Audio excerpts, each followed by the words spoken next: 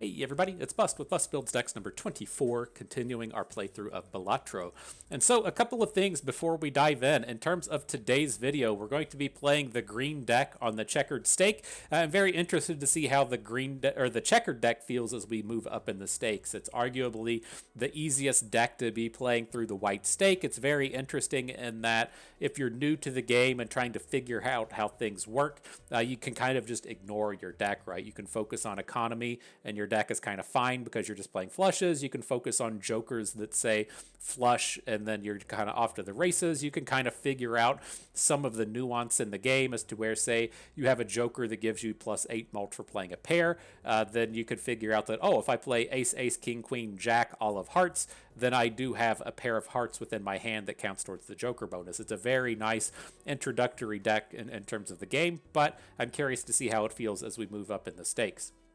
In terms of the second thing, for the daily followers, the regular followers, or the new Balatro folks, even if you're interested in this, as far as what we're going to be doing here in the future, I feel like I've kind of run towards my end of time with Balatro. I'm not really getting my teeth sunk into it to where this is the kind of game we're just going to play for years on end, right? We played 4 years of Legends of Runeterra, stopped it because they quit making the game. I don't think that we're going to get that kind of run out of Balatro. I'm already kind of fizzling out in interest in terms of the game. And so what I intend to have happen here in the future is the direction I think that we're going to be taking the channel is I do like sticking in this space of deck builders and auto battlers, but I don't think we're going to get a competitive PvP card game that we're really interested in the future. I should say I'm interested in. I tried Hearthstone. I'm not interested. There's no competitive scene. I tried Magic. I can't get behind the resources in the deck system. I have no interest in playing Pokemon. I don't like the art direction / lore style of Battle Spirit Saga. I really just prefer the fantasy aspects of the, I don't know, Lord of the Rings style of universes, and none of that really gets me interested. Now, if Lorcana comes online or One Piece comes online, I'm not opposed to giving them a try. If Jason Florent's Mastering Runeterra game gets up and running within the next 2 or 3 years, I'm not opposed to giving it a little look-see, but I really just kind of feel like the space of competitive card collecting game style PvP is probably just not going to be existent at any time in the near future. And so I'm fine with that. I'm good with playing the kind of variety system, bouncing between games, but sticking within the sphere of deck builders and auto battlers. And with that in mind, I do intend to play Balatro for another week or two and then switch over to backpack battles. It's an auto battler very similar to what Reynad's The Bazaar should be. I'm very interested in playing The Bazaar whenever it comes out. It's supposed to come out later this year. And so we'll see how that actually plays itself out. And so I'll jump into the run now. I'll make mention of this again over the next couple of videos. I don't want to harp on it too long for people that are just here to see Balatro, but don't be surprised when you see the channel switch over from Balatro over to Backpack Battles here in the next couple of weeks or so. But all right, let's jump on in. Checkered deck, green stake. Let's see what we can do. See if we get something interesting to kick things off with. And so, $5 skip at the first blind here. Not super interested in that. Getting a voucher in the next shop, I'm not super interested in either. And then must play 5 cards is basically a non boss battle when you're playing the checkered deck. So I think we'll go through all 3 of these. See if we can't get a little bit more direction for our deck here in the earlier stages of the game. So we do have the makings of a big heart flush here. I thought it would be kind of neat if the straight flush turned up, but only needing 300 chips, you only need like 45 chips out of the cards in your hand to get up to 300. It's not going to be very tough to clear this round with a single hand. Okay, good stuff. Battle 1. I've got Pepper down here jumping on my cords. Come here, cat. You want to be on the internet? You want to be on the internet? Come here. See if we can see if we can't navigate all of this. And so, not a particularly special start. I do like Arcana packs as we are on the earlier stakes. You get kind of an opportunity to potentially get your money back with the Hermit. But down here at 7 gold, I feel like this is a space where we can just skip and try and up our economy a little bit. I was hoping that we would find, nice build around or economy style Joker here at the beginning. It didn't turn out. Might have been better off just to have skipped that blind and picked up the 5 gold, but it wasn't that much of a loser, right? It was basically a 2 gold loss there. All right, we got a couple of big spades in here. Let's see if we can't get the big spade flush going. We have the makings of a straight flush in here, but I think this is going to probably just be a two-hander anyways. So we'll just go ahead and drop this, get about 300. The next flush will definitely be good enough to get us out of the round.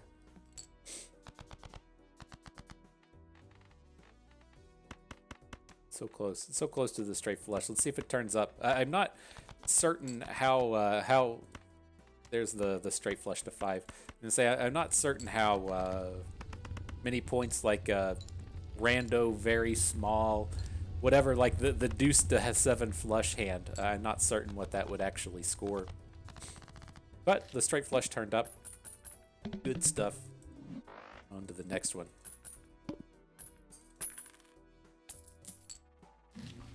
All right, so what do we got going on? There is some good build-around potential here with Ride the Bus. I do like these scaling jokers as they turn up in the early game. It's very easy for us in a flush deck to just not play face cards. It does hurt the scoring a little bit, but picking up the mult over and over and over again with Ride the Bus is very good.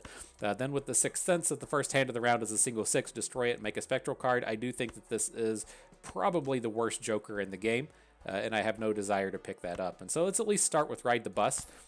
Even if it's just giving us like 4 or 5 malt here in the early antes, it should be good enough to carry us through the boss rounds. And then if we don't want to build towards face cards, or if we do want to incorporate face cards back in our deck, it's not a super huge investment, right? If we just want to consider this as like, what if we took the Joker that just gives you the flat 4 mult? Very good in the early game, and that's something that we can also just get out of Ride the Bus. Come here, Pepper. Yeah, you can be on the internet. Let those little clicks happen, and we'll get some kitty up in here. This never changes, though, right? May not. Uh-oh. Oh, that was not a good pickup. She's freaking out. Hang on. She got her claws stuck in my shirt. I was going to say the games may change, but the kitties don't, right? Typically just Pepper. Occasionally Bernard. Get the important stuff happening on here. She's not too happy. I'm a couple days behind in making videos. We just had a lot of family stuff going on over the weekends, and there was a bunch of children's running around yesterday, and we lock up well, if there's like 1 or 2 kids over, we'll let the cats stay out. Like Pepper just tends to go run away and hide, but there was like a fuckload of kids over here yesterday, and it's too much for the kitties, and we're too worried about them getting outside, like if a door's opened or something. And so I had her locked up in here, and I came in, and she was just kind of like cowered in the tower. The tower has like a little cubby it's like just like a circular hole that's almost completely enclosed, and it's not where she usually hangs out, but with all the noises of those kids running around, she definitely was out there hiding. All right, though, some good build-around stuff turning up here. This is really going to shape the remainder of our run here. We have Voucher. This is something I'm always excited to pick up. Picking it up here in the very, very early game is going to give us a super economy without picking up economy jokers. That's great. And now we do have the Spade build-around with the Wrathful Joker. Spade is one of the suits that you get out of the Checkered deck, and then this ties in fantastically with things, say, like Steel cards. If you're not familiar with the kind of interactions you get there, whenever a scoring card gets that mult, that does apply with things like Steel cards. And so if you typically just say play a flush is, where you at? 35 chips by 4 mult. If you have a Steel card in your hand, that 4 mult is going to get 1.5 up to 6. But with something like Wrathful Joker, if we score a bunch of spades, we're going to have 24 mult, which is going to get 1.5 up to 36. Just much bigger multiplier with that kind of thing, and it gives us a little bit more opportunity for build around kind of stuff. Now, our money is kind of fucked at this point, but our deck is at least getting a lot of direction between the Wrathful Joker and the Ride the Bus. We just kind of need a chip card, and we need an X multiplier card, and we'll be looking good to go. All right. Mega Buffoon Pack, very good skip here, though. Get 2 Jokers right out the gates. Voucher Tag, not interested in. And then all Spade cards are debuffed. I guess it's kind of good to get that out of the way early. I think we can still fight through these bosses with the hearts that we have, but definitely don't want to be going for the big Spade build around and then getting to round 8 and having Spades all debuffed. And so I appreciate it. I appreciate the way that turned up. Looks pretty good. Now here, very good blue Joker. This gives us the kind of plus chip stuff that we're going to be looking for. Very excited there. Half Joker, while one of the best Jokers in the game, does not work well with the checkered deck. We're going to be playing 5-card flushes over and over again, so we'll skip over that. The re-trigger cards held in hand is not bad. It is interesting to pick it up at this point so we can kind of figure out what we're going to do with it. And then red card, I don't really intend to build on here. We're not going to be... we will probably open a ton of packs since we did have the cost reduction voucher, but I don't think that we're going to need it right away. So we'll pick up the blue Joker.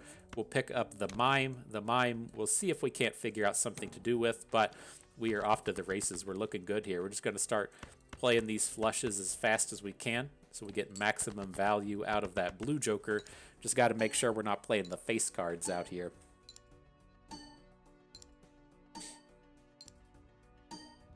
Good stuff. So just under 6K on that hand.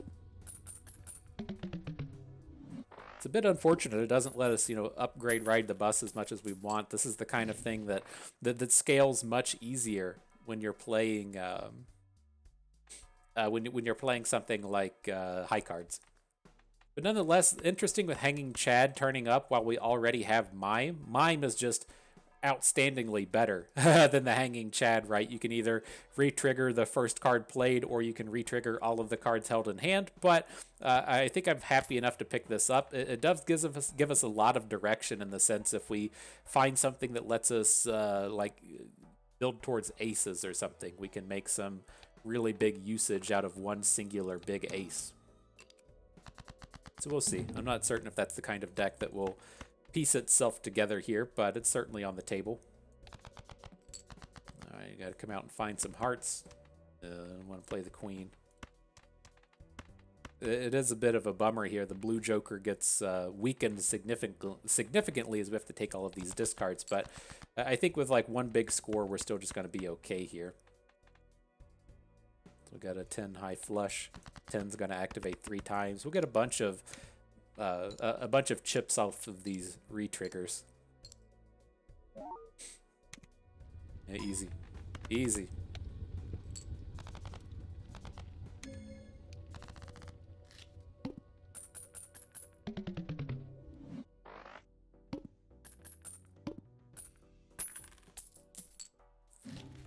All right, so what do we got here? Planet cards, don't care about. 4 of a kind, we're never going to play. There is a Buffoon pack down here at the bottom to try and pick up a better Joker. That's fine. I'm not really sold on the Mime and the Hanging Chad. It's something that we could build towards, but if the cards don't start to show themselves quickly, these are very easy sells.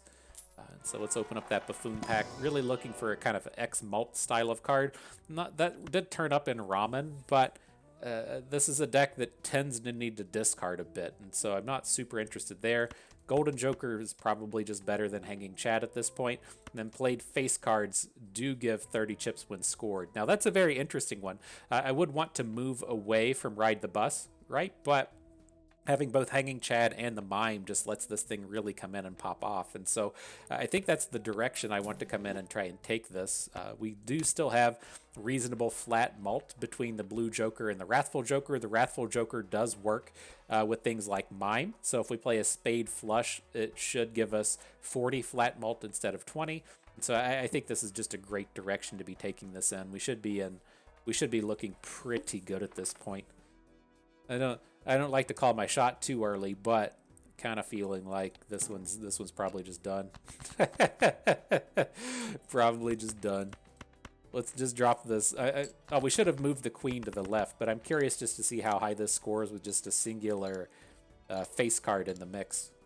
Not even playing spades. You need to see the spades to kind of figure it out, but it was not not a tough hand to lose here. Let's just take all of these discards and see what this will look like. We've hit the spade flush.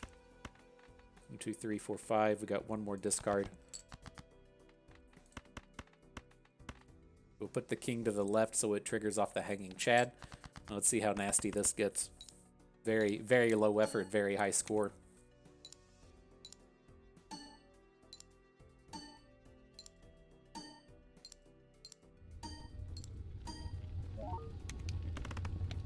All right, 10K, not bad. Oh, this is all held in hand abilities with the mime. Like, I saw those scores rolling through, and I was like, these scores don't seem right. the Wrathful Joker is not doubling up here. It's held in hand, and so if we have, like, steel cards in hand, that's going to double up there. And so I'm not opposed to this. We can still maybe work with that, but not nearly as strong as I wanted it to be. Now with Card Sharp turning up, X3 Malt if the hand has already been played, I'm just going to go ahead and snatch that one up. It does play a little bit better with like high card strategies, right? You always have a high card, you play a high card, you play a high card, you play a high card, you get the big bonuses there. But with this deck, I don't think it's going to be too tough to play flushes, so we should be in good shape. Snatch up this Arcana pack. What do we got? Increase ranks, whatever, make a wild card or make spades. Let's make spades, right? That's what we've been... Oh, we haven't done anything. I thought we had one enhancement earlier, but reasonable stuff. Oh, the enhancement was the Joker. Gotcha, gotcha. We definitely wanted to enhance to spades there. All right, off to the races. Easy peasy. I'm going to take the free hand one and move on to the next round. Oh, you start with 0 discards? That's dumb. That's dumb. We'll still be okay here. Got a big flush to kick things off with.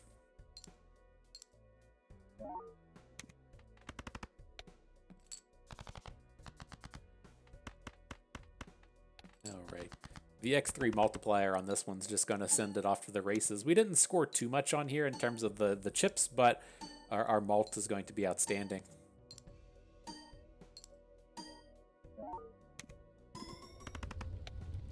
Okay, 17K, not bad.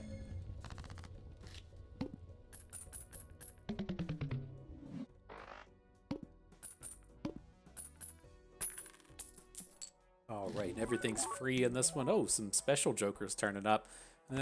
4 of a kind, not super interested in. What about this one? 80 chips if the hand contained a flush. I'm pretty on board with that. Like, it's tough with the blue joker in the sense that how many like chip cards do we actually need? I guess it should be outscoring the blue joker in terms of just flat chips, right? If the hand contains a flush, we should be getting 80 plus 50, which is 130. The blue joker is never getting 130, but it does have the 10 multiplied to it.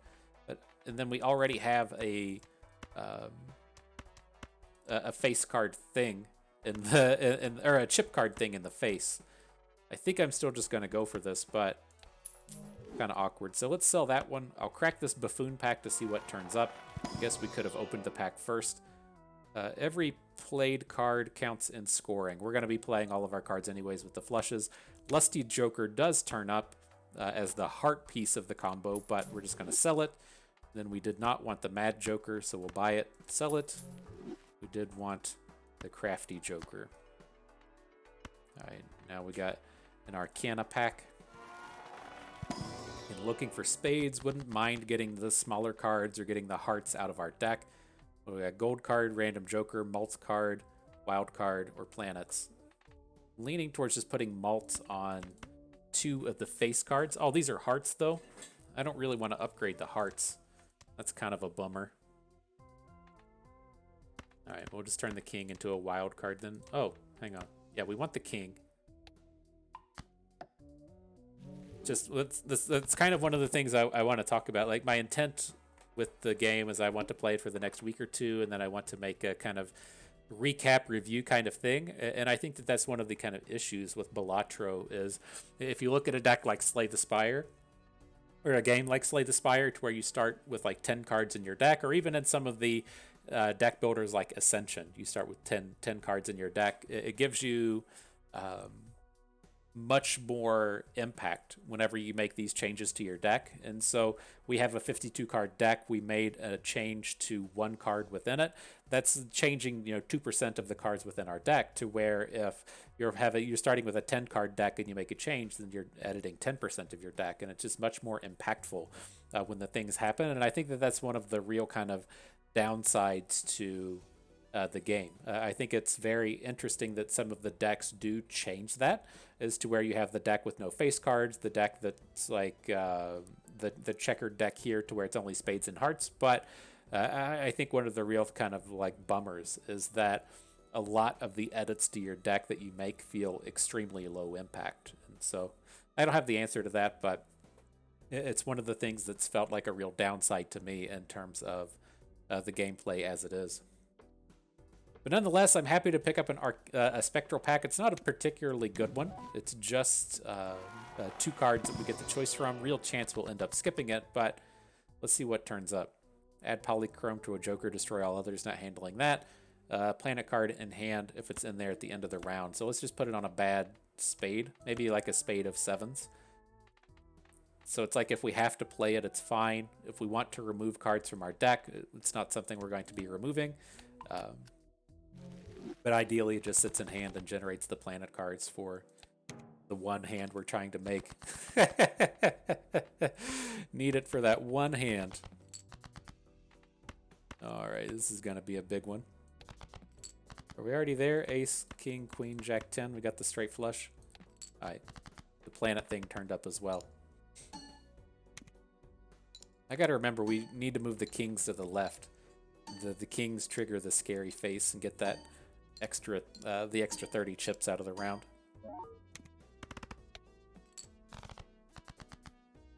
Spade, spade, spade, spade, spade. All right. This will definitely get us the finish with the card sharp, giving us the X3 at the end of the day.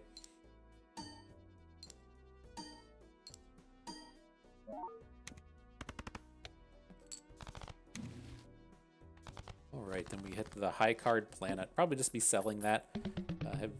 The high cards are actually kind of interesting in the sense that if you're in the space to where you have to play a hand as just kind of a discard, right? So if we out of discards, we don't have a flush, we need to play a hand just to get the kind of cycle. The high card is useful there, but it's not spectacular. What do we got here? +1 hand size Joker, don't want. Economy Joker, don't need. Magic Trick, don't want. Let's crack this Spectral pack first and see what happens. Okay, so add foil or polychrome to a card in hand. It's unfortunate, like, we need to put it on one of these jacks, right? This is very powerful with the scary face and the hanging Chad. So if we hit holographic 10 for the 10 malts and then we activate it twice, it's just a fuckload of stuff coming off the hanging Chad. It's exactly what we want. Just sucks that it's going to be on a non-spade. Otherwise, add destroy Jokers, don't want. Convert all hands to a single suit, not interested in.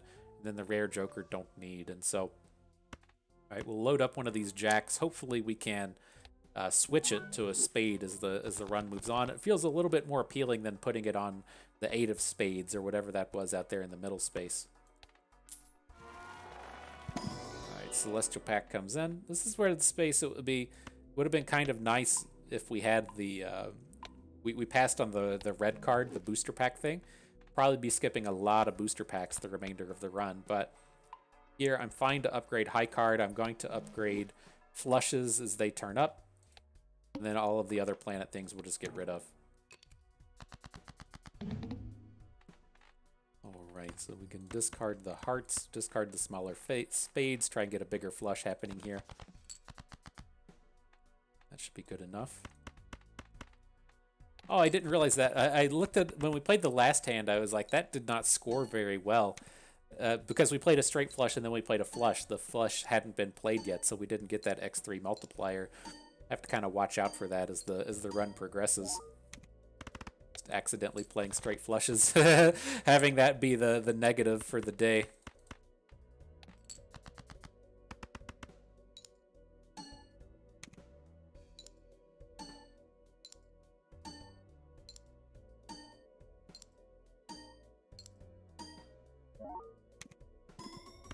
There we go. 18K off of that one, not bad.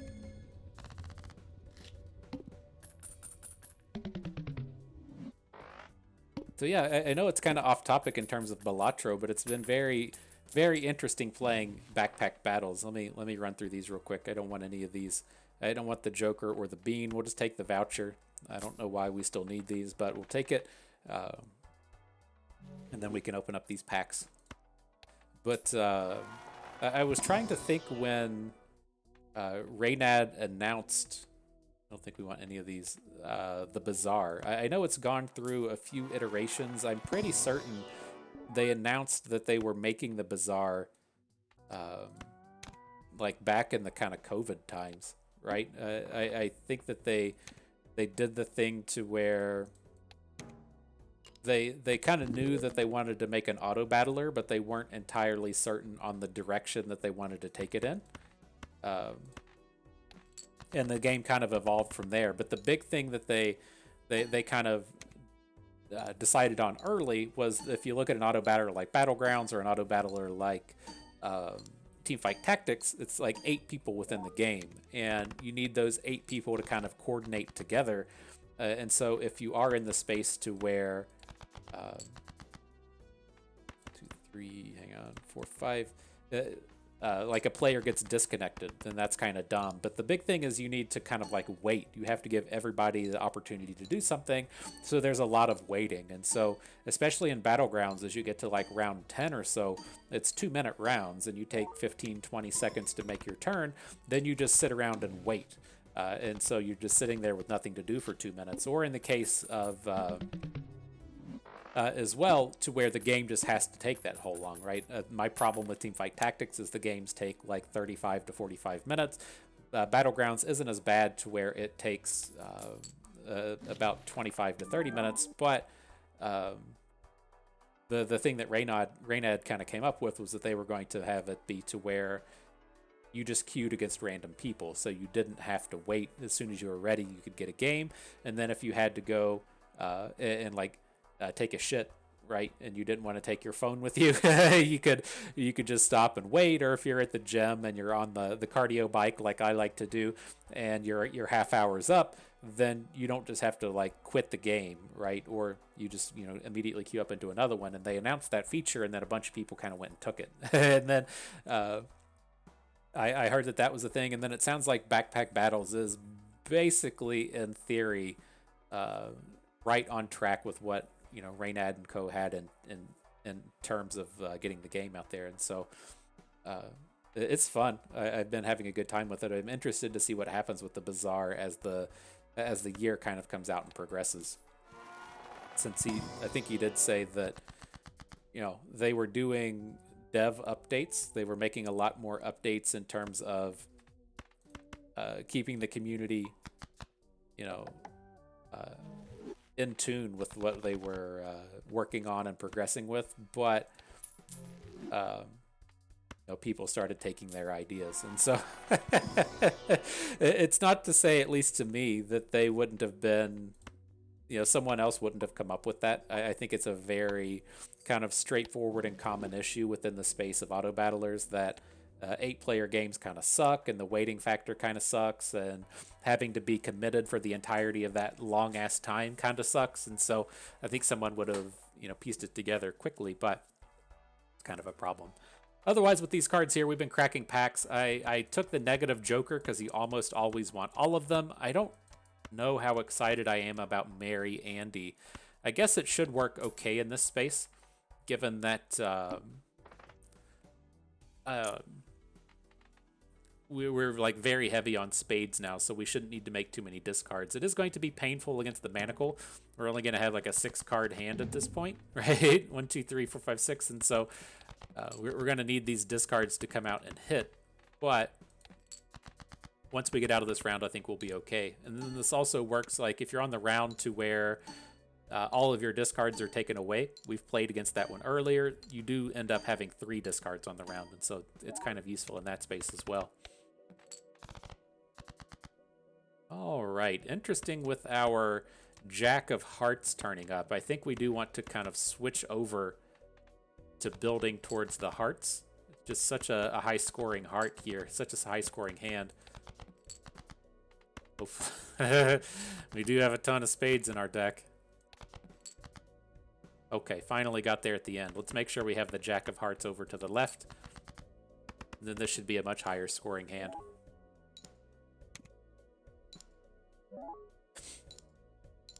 But yeah, if you're not familiar with the idea between the Bazaar or, you know, backpack battles that we'll be jumping into, it's got the auto battler aspects to it, to where you build your deck, or in this case, you build your backpack full of items, and then you push a button and don't have to do anything, right? You don't have to sit out here and press Q over and over again like we're playing a game of League of Legends. But these are kind of built to where you purchase items. The items are limited in terms of what you can carry in your backpack, and then they kind of combine and stuff. And so you might have a bow, you might have a fire chip, and then you combine that to make like a flaming arrow, so your items upgrade across the course of the game. And then there's a lot of deck building aspects to it in that sense. It's very interesting. It's very fun. Had a good time with it. But here, this is also a very interesting space to where the tribe is turned up. You get the X2 malt if the hand contains a flush. Like, how locked into all of these cards are we? Now, the interesting thing here, I'm very happy with Crafty Joker. It does get us locked in terms of what we want to do with the chips, but like, I'm not super sold on the card sharp. I'm not super sold on Scary Face, and I'm not super sold on Hanging Chad. I feel like the one we're interested in getting rid of here is going to be the Hanging Chad. It's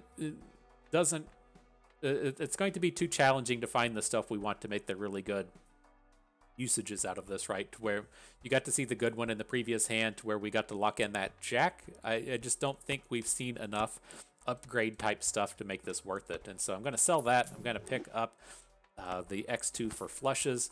And then we just kind of have everything that we need, right? We have good plus chip cards. I'm not even opposed to getting rid of Scary Face at this point.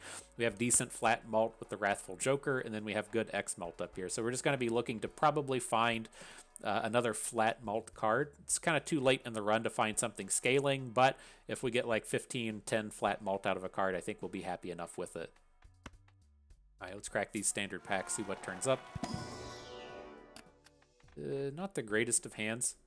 There is a Wild Queen, not quite what we need if we're already pretty close to just being all in on spaces, but oh, she does have 4 malt attached to her. Sure. Don't think we want the Jack though. And I did see the voucher down here. This is the Tempest, where when you have a Celestial pack, it brings up your most commonly played hand. We've played a ton of flushes at this point, 18 flushes, and so that'll be good to go from here on out. All right, so what do we got? Polychrome Joker, not opposed to. 25 gold off of this next one as well. I think I'm just going to skip everything here. So let's skip. We'll skip. I think our deck is in pretty good shape in terms of Jokers. The discards are going to work kind of nicely on this hand, since you don't get to see what's out there at the start, and then we can just suit sort, right? So it's like we know this card out here to the left is a spade. The hidden one to the right, not necessarily a heart. I don't know how many deuces of spades are within our deck, but you can be like 95% certain that this face down card over here is a heart. Oh, I forgot we were... Okay, let's just play this one. Hopefully it's a heart. I forgot in my head that we wanted to be playing towards spades. I saw all these hearts in hand. I'm like, ooh, let's just play the heart cards. And so at least our good card did turn up. And then we'll switch back over to playing spades. That was almost disaster mode there. All right, spades. There we go. Get back in order with that direction we need to be in. These will really start to kick off with the X2 and the X3 in here.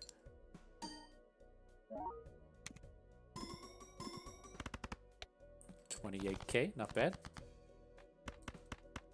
Gotta use some discards. Find another spade flush. Here we go. I don't think we need to be digging for better hands, right? It feels like, you know, we have enough big cards in here for this to really count. Yeah, I think the only place we're hurting is it would be nice to just have like a little bit more flat malt. I'd like to get rid of the scary face for a flat malt card if we can. We're about to pick up a holographic Joker, a 1.5x malt Joker, which is not bad, but it's not necessarily what we need. Well, as soon as they turn up, I guess. Oh, I don't think I've ever seen this before. The negative Joker voucher. Sure, I want that.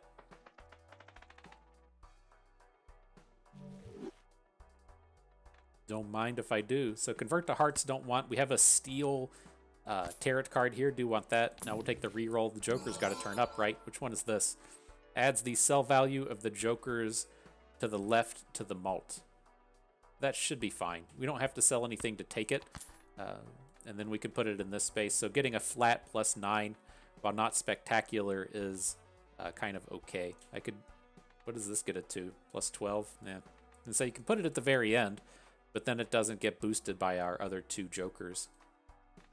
I guess we should realistically look at our hands as like, we need to play the card sharp to the left first and then move it to the right. Get that micromanagement out here.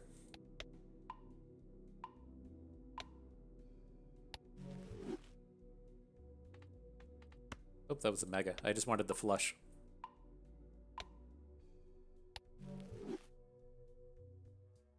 All right, next round.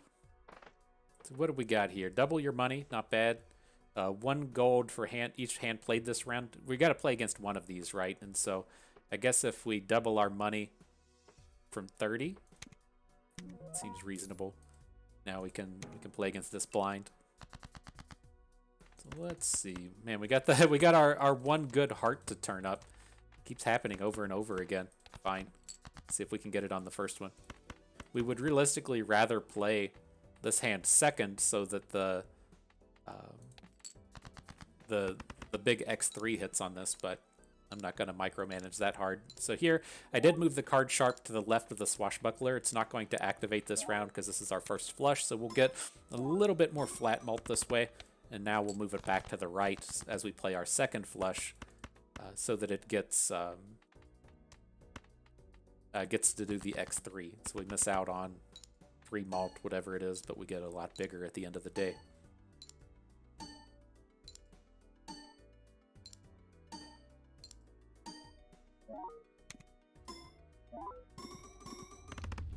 Alright, big hand, GG.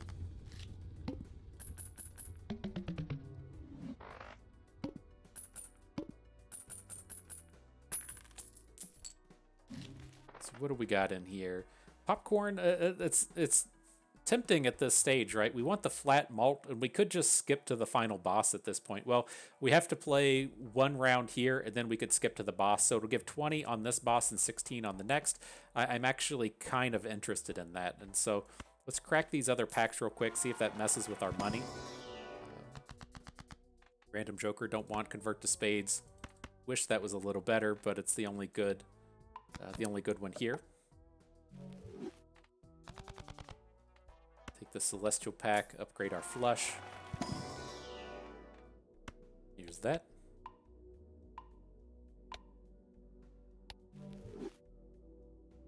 Okay, yeah, I think we're going to pick up the popcorn. So let's get rid of the scary face. We'll pick up the popcorn, and then I'm just going to look to skip the rest of the way through. So we'll put the popcorn to the left of the swashbuckler, move into the next round. We'll spend all of our money before we get to that final boss. So let's see. Card sharp needs to go left of the swashbuckler. Got a big spade flush here. I'm going to hold on to our chariot. I feel like we can use that against the final boss as we're just skipping out to it.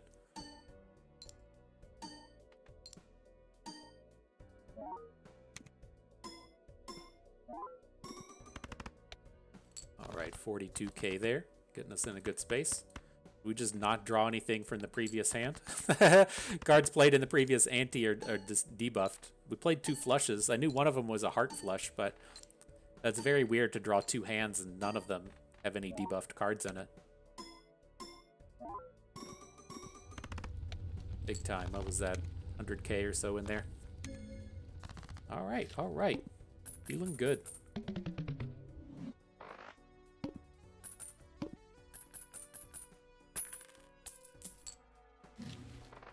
What do we got in here? Vouchers, don't care about.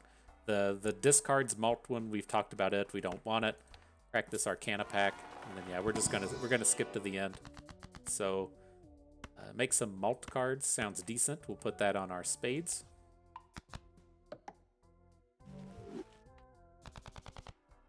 What else we got here? Mega standard pack.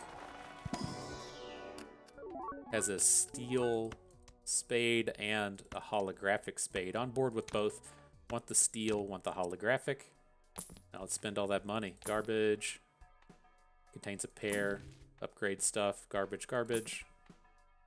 Ice cream wouldn't be bad at this stage. It's still not going to score as many chips as our crafty joker is, so we don't want it. 8 malt for a pair, don't want. Garbage. More garbage. Alright, last one.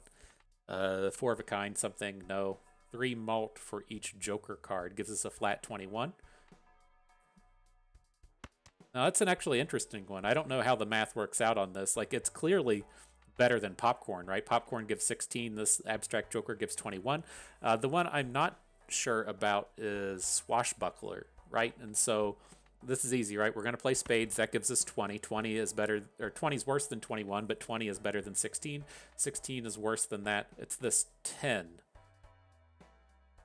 That 1.5x malt just has to be better, though, right? It's like if the Wrathful Joker hits for 20, then the Swashbuckler is going to hit for its flat 10, and then, yeah, that's the one we want. So I think we just end up selling popcorn here. Okay. Still just going to skip to the end. Like, our deck is good enough here. I think we can just do that. So we'll skip a blind, +3 hand size. Not bad if we're skipping. Double money, whatever. And then all cards debuffed until 1 joker's sold. So I think we can just sell the discards thing, right? We still get to keep all of the discards. Nope, we lost 3 of them. Oops. It's still okay. We've got this massive hand size here. Everything is looking just fine. So I'm going to steal up this 2 of spades. I kind of want to play a worse flush to begin with here. Right, so we can do maybe one like this. So that when we play the second flush, it's going to pick up the holographic and the malt from this 10, the malt from the ace, everything applying to that card sharp. I forgot to move the card sharp to the left of the swashbuckler. Whoops. And I don't think it's going to matter. This run's pretty done at this point. Now we can do ace, 10. Here's our good cards. Add the queen and then 10 back in.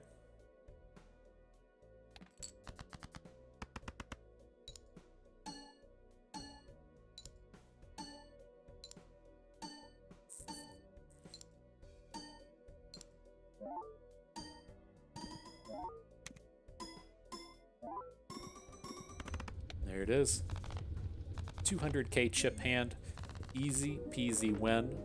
Good stuff. And so, yeah, not bad. You know, I definitely feel like this deck is still strong, but it definitely gets weaker as the rounds progress. And so, I think it's like, you know, probably the best white stake deck, but then as you get up towards the top levels, it's going to be kind of mid. Not the worst one, not the best one, just kind of mid, which isn't a terrible place to be in. But I think we had a pretty good run here. Still a lot to learn coming out of this one. I think we navigated our jokers pretty well. We had a couple of hiccups along the way in terms of some packs going the wrong way and upgrading some hearts and stuff. But I think that this was a good indicator of how you can really build out these flush-based decks. Some of the combos you can do with the plus malt joker in hand, the one that activates off of the spades, tying into steel cards and stuff like that.